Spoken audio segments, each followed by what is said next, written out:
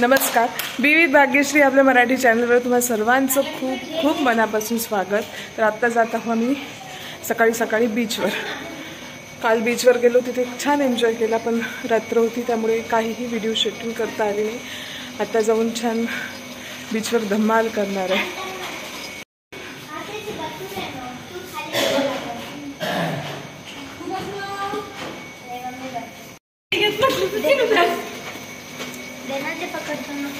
चलो चलो, हाय करा गो। Hello guys, hello.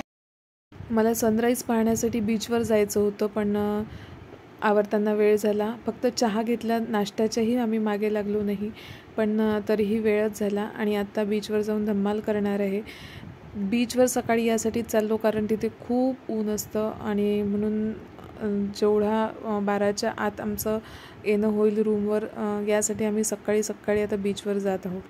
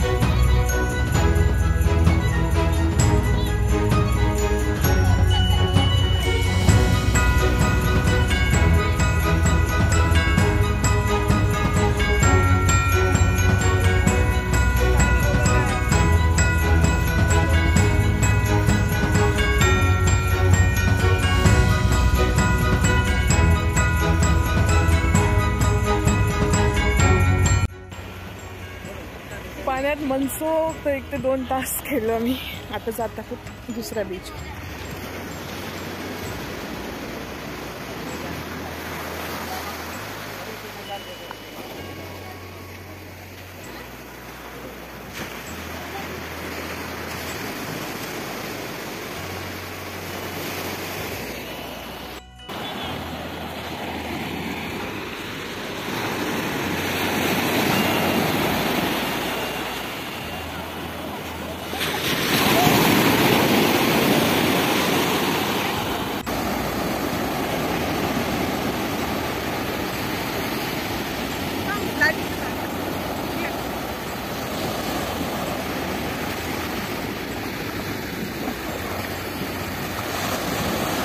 बसली रा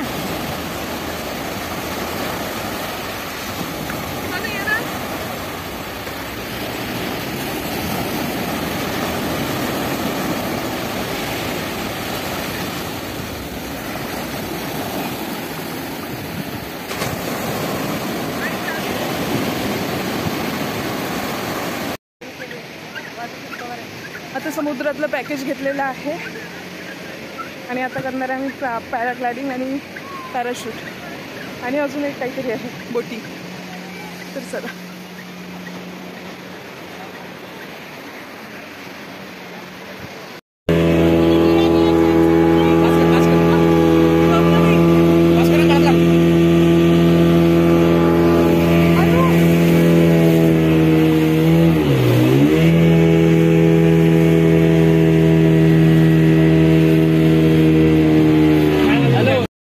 आता इथे दुसऱ्या बोटमध्ये आम्हाला बसवण्यात आलेलं आहे. पॅरासेलिंग करण्यासाठी आलो आहे आणि अगदी समुद्राच्या मधोमध आम्हाला इथे आणण्यात आलं होतं आणि अगदी आम्ही ज्या बीचवरून आलो ना तो बीच इथे दिसतच नव्हता आणि दुसऱ्या साईडचा जो बीच आहे तो आम्हाला दिसत होता. खूप खूप भारी वाटत होतं इथे येऊन.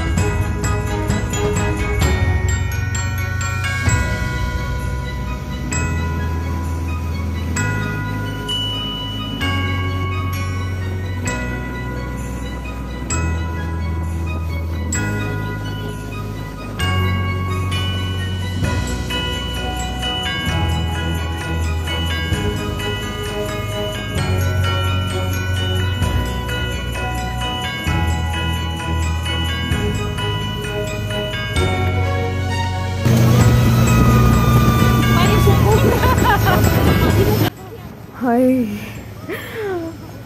पुन्हा तो व्हिडिओ पाहून खूप भारी वाटत आहे. उडताना सुद्धा खूप भारी वाटत होतं. आकाशात उडत होती आणि जिकडे तिकडे समुद्र खूप खूप खूप भारी फिलिंग होती आणि अगदी एका मिनिटात ते आपल्याला फिरून आणतात पण तरीही त्यास म्हणजे खूप भारी वाटत होतं.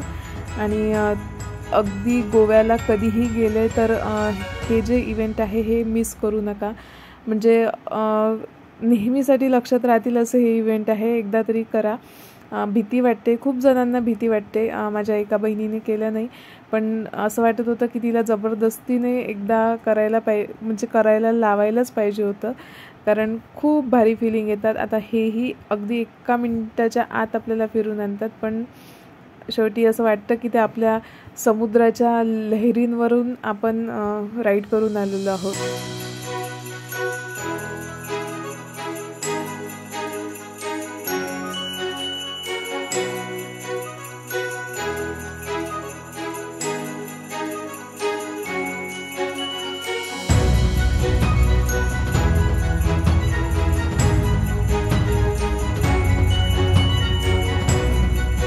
तर थकलो होतो. आम्ही 2 राईडसुद्धा कॅन्सल केल्या त्या पॅकेजमधल्या आणि त्यानंतर इथे येऊन थोडा आराम केला. हे 200 रुपये पर बेड होता इथे आराम करायसाठी. जे आमच्यासोबत आले नव्हते त्यांनी हे घेतले होते म्हणून 5-10 मिनटं त्याचाही आनंद घेतला.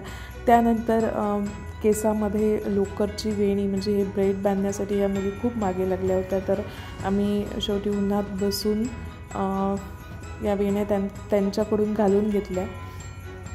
तर अशा प्रकारे आम्ही बीचवर आमचा पूर्ण 2 वाजेपर्यंतचा वेळ घालवला. त्यानंतर भरपूर फोटोज काढले आणि मेन म्हणजे टॅटूला जास्त महत्त्व दिलं कारण त्याच्यासाठी आम्ही खूप जास्त पे करून ते टॅटू काढले होते आणि ते परमनंट नव्हते, नॉन परमनंट होते. त्यामुळे टॅटूचे खूप सारे जिथे नाही तिथे टॅटूचे फोटोज काढले. खूप भारी फोटो बीचवर काढले. त्यानंतर एका ठिकाणी चेंज केलं, तिथे चेंजिंग रूम असतात बीचच्या साईडला आणि नंतर डिरेक्टली हॉटेलमध्ये आलो, जेवण केलं. तोपर्यंत कुणालाही भुका नव्हत्या. जोपर्यंत आम्ही बीचच्या बाहेर येत नाही तोपर्यंत कुणालाही भुका नव्हत्या आणि बीचच्या बाहेर आल्यानंतर चेंज केल्यानंतर मग खूप भूक लागल्या होत्या आणि नंतर मग जेवण करायला आलो.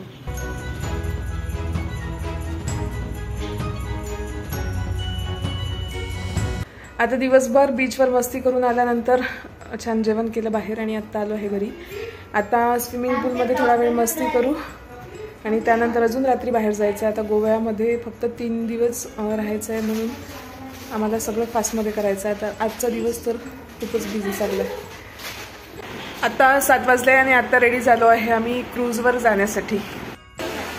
क्रूजवर जाण्यासाठी 9 ते 12चं पॅकेजच घेतलेलं आहे. तिथेच जेवण आहे, जीप घ्यायला येईल आणि इथेच आमच्या रूमवर सोडून देईल.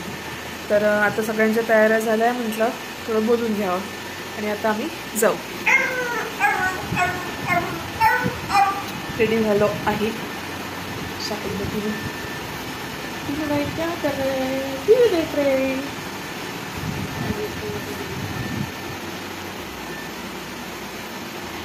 आता जीपचीच वाट बघत आहे, कारण 7च्या नंतर कधीही येऊ, कधी कॉल करू असं त्यांनी सांगितलं.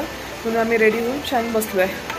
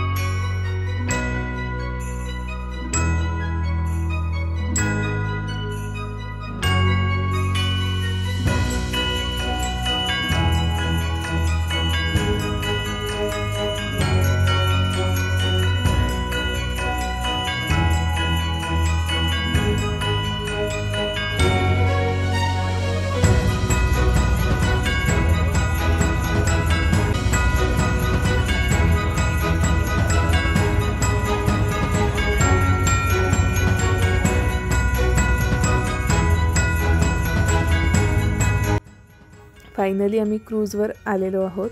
तर अगदी छोटीशी म्हणजे खूप मोठी होती, पण बाकीच्या ज्या बोट होत्या, बाकीच्या ज्या क्रूज होत्या त्यापेक्षाही छोटी होती आणि पॅकेजवाल्यांनीच ती आम्हाला दिली होती. आम्हाला मोठी छोटी काही माहिती नव्हतं की कोणती मोठी आहे कोणती छोटी आहे. तर इथे 3 तास वेळ आम्हाला घालवायचा होता. आम्ही खूप एक्साइटमेंटने आलेलो होतो, पण 3 तास वेळ आम्ही इथे कसं घालू त्याचा विचार नंतर करायला लागलो. सगळ्यात पहिले स्टार्टर मिळालं. तिथे बियर आणि काही ड्रिंक्स आपल्याला फ्री मध्ये होते. तर आमच्या बियर तर पूर्ण वाया गेल्या. त्यानंतर हे पायनॅपल ज्यूससारखं काहीतरी होतं, तर तेच घेऊ आम्ही फोटोज काढले आणि मजा केली. जे स्टार्टर ड्रिंक फिनिश केल्यानंतर आम्ही या बाहेरचा जो क्रूजच्या बाहेरचा जो व्ह्यू होता तो खूप एन्जॉय केला. बाकीचे क्रूजवाले आमच्याकडे बघत होते, आम्ही त्यांच्याकडे बघत होतो आणि इथून म्हणजे खूप भारी व्ह्यू होता. गोवा म्हटलं की सगळी म्हणजे रोजची दिवाळी म्हटलं तरी चालेल, जिकडे तिकडे झगमगाट होता.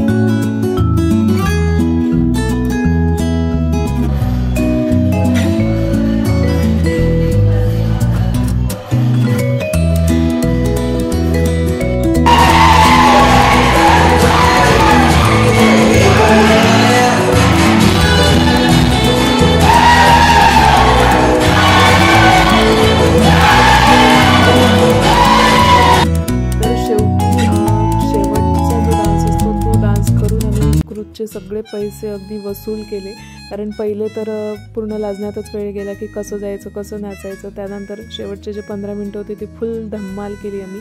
आणि त्यानंतर हा टाईम जो आहे तो आहे 1 ते 1:30 वाजताचा.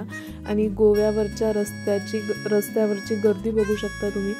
कोणीही म्हणणार नाही की ही अर्ध्या रात्रीची वेळ आहे. अगदी ट्रॅफिक जॅम जसं असतं ना तशा प्रकारे गोव्याच्या रस्त्यावर गर्दी होती रात्रीची. मी तर म्हणते रात्री हे शहर झोपतच नाही असं म्हणायला हरकत नाही. आता या व्हिडिओचा एंड मी इथेच करते.